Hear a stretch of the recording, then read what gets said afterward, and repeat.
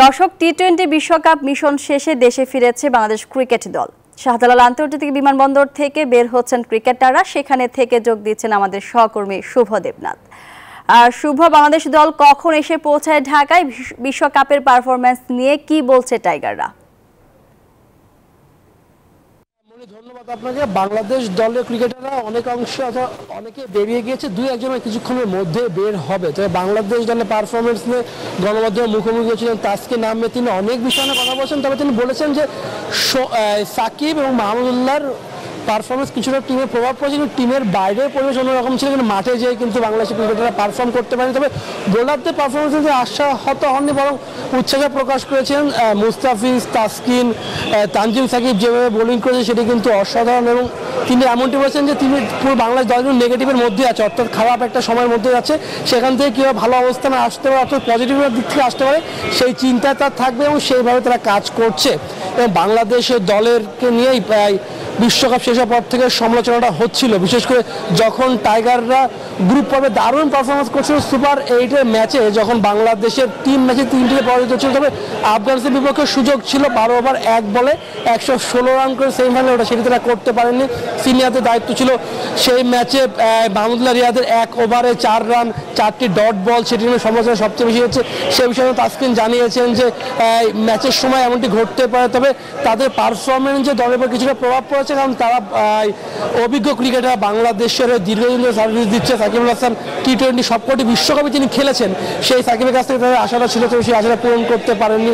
তবে অন্য যারা আছে, তাহিদ হৃদয় কিন্তু বাংলাদেশের এবারের দলটির মধ্যে টপ স্কোরার। তাহিদ হৃদয় ব্যাট হাতে, বোলারদের মধ্যে তানজিম সাকিব ভালো ছড়িয়েছেন। রিশাদের কথা আলাদাভাবে বলতে হয়, রিশাদও কিন্তু ভালো বোলিং করেছেন, উইকেটের দেখা পেয়েছেন, সময় বুঝিয়ে বোলিং করেছেন। সব কিছু মিলে বাংলাদেশের পারফরমেন্স কিন্তু আশা জাগাতে পারতো। যদি আফগানিস্তানের বিপক্ষে জয় পেয়ে তারা কিন্তু বাংলাদেশের ফেরাটা অন্যরকম হতে পারতো, সেমিফাইনাল খেলতে পারতো বাংলাদেশ, প্রথমবার সেমিফাইনালে স্বপ্ন তৈরি হতো।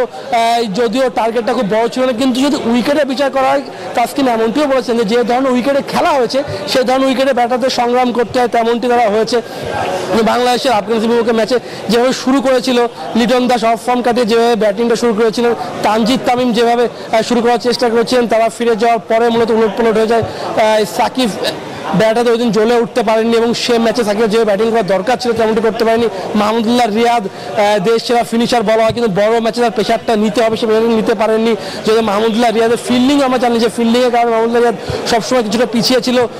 2023 সালে এশিয়া কাপে মাহমুদুল্লাহ রিয়াদকে শুধু নেওয়া হয়েছিল না, ফিল্ডিংটা তার আপ্রতা মার্ক ছিল না। এবার বিশ্বকাপে আমরা দেখেছি রিয়াদ পুরো টুর্নামেন্ট 100-এর উপরে রান করতে পারেননি। তো বাংলাদেশের জন্য স্বপ্নটা বড় হয়নি।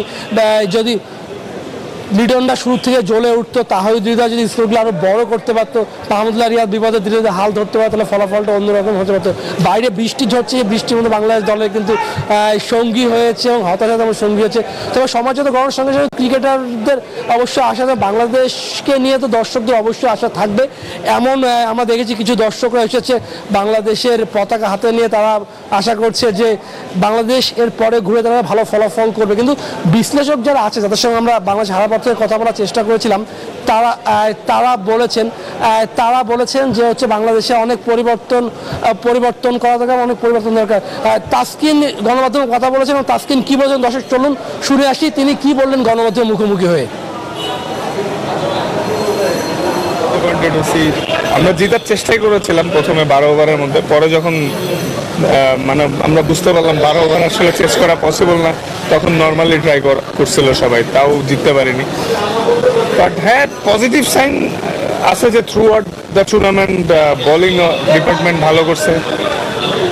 সুপার 8-এ উঠছি সর্বপ্রথম, এবার ওয়ার্ল্ড কাপ টি-20 ওয়ার্ল্ড কাপে আমরা 3টা জয় পাইছি।